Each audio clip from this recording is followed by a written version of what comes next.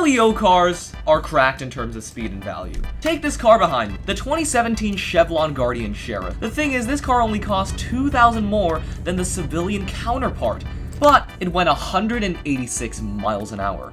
Obviously, this car's off sale now, so you can't get it, but I'm here to tell you 5 beautiful LEO alternatives that are also a bang for the buck. Let's get right into it. Our first car is the 2016 Falcon Scavenger WSP. Our example, it's gonna be the undercover, you know? Looks pretty normal, doesn't it? So look at the price of this. It's $37,500 and you get a top speed of 159. But on the real one, look at this. $200 cheaper on the highest trim, but 17 mile per hour drop in top speed. Now, yes, I know you need the Public Services Gamepass for this, but really, take a look. Yes, I know the standard version is cheaper, but if you looked at this at a standalone car, let's go. 0 to 60 actually. That is fast! That is whether or not you connect this to the Ford Explorer. This is a crazy sleeper, and as we mentioned, it has a surprisingly high top speed. Surprisingly, even at these speeds. Okay, never mind. Let's not talk about the handling. And come on, you get all these public service features along with it, which is what I'll be selling for most of, I mean, that's all the cars, but you know what I mean. But what's incredible is actually the next car. Yes, what I mean is this car is incredible. And you're looking at me like I'm crazy, but let me take you to the dealership once again. This car is called the Bullhorn Pueblo Fire Department, and if you haven't noticed already, this thing is No-Gamepass. And it goes 180 miles an hour, and the normal Durango costs basically the same price. And if this was a sleeper, I would have covered it in my other video. Go check that out, link in the description. Yes, this is a No-Gamepass vehicle, and it goes 180 miles an hour, which unfortunately still isn't the fastest. The thing is, this car is actually not a bad vehicle to own. Let's actually try to launch this car. Okay, that's off. I think that's 3 to 4 seconds of 0 to 60. It takes a long while for this car to reach top speed. But while we're doing that, I'm gonna talk a little bit. Most fire department vehicles actually are No-Gamepass. Alright, that's 181 miles an hour. That is stupendous. Let's take a break. Is this refreshed? And this is new lighting. Unlike the old Scavenger, I don't think it does. Let's take a look to the startup again. Now, I don't know why all of these LEO vehicles I'm about to show you are stupidly fast, but I could offer some explanation. A, probably given the higher tune of all the other vehicles, and B, it's a fleet vehicle. It's not meant to be expensive.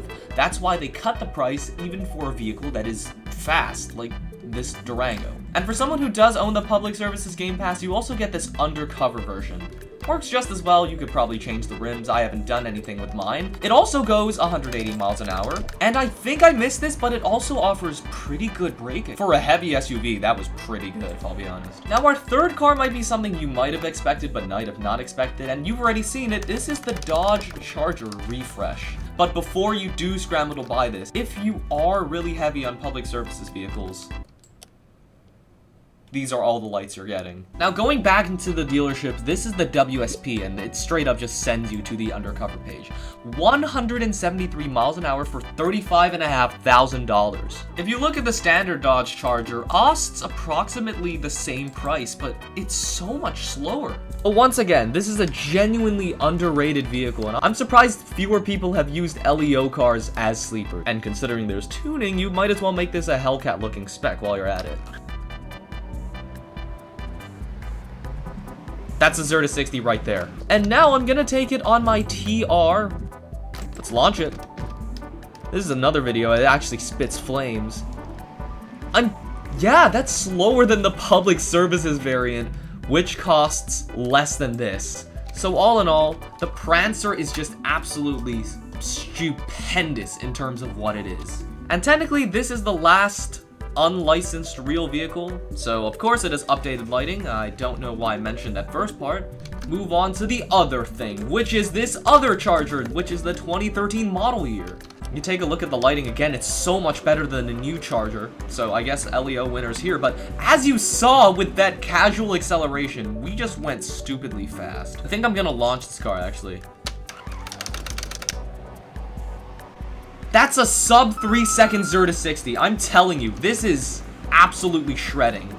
And this goes 156 miles an hour.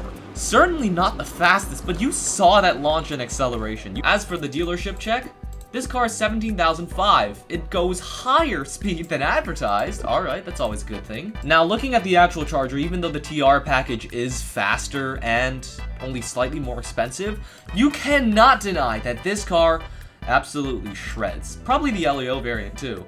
But let's go to our final and probably the craziest LEO vehicle. And now, the moment you've been waiting for. The Beast. The Unit.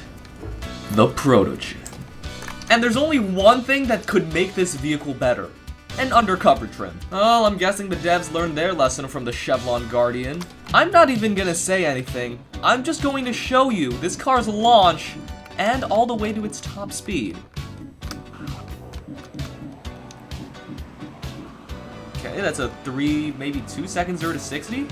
Starting really well here. 186 miles an hour. That's all I think I need to say for this vehicle. And there is an actual explanation for this, because you can pair this up with another tune of the Western Protogen. The closest thing to this vehicle is the 2026 Western Protogen XRH, which also goes a top speed of 186 miles an hour. But then look at this price. That is expensive. But then look at the WSP version. I don't even need to tell you that this also goes 185 miles per hour, has 380 horsepower, and has 400 miles of range. You already know, because I just showed you. I don't even know why this car exists, but I thank that he did not nerf the price in this thing. Now imagine if you put dynamics on this car. But again, looking at the lights on this car, it's seriously incredible, just as an LEO car. And it's such a shame that some roleplay servers ban it. And by some, I know you mean who. You could have customized this car at some point. I kept my stock rims. But in true LEO fashion, as we illegally slide into that parking spot, thank you for watching. Hopefully you know something about the Public Services Game Pass now.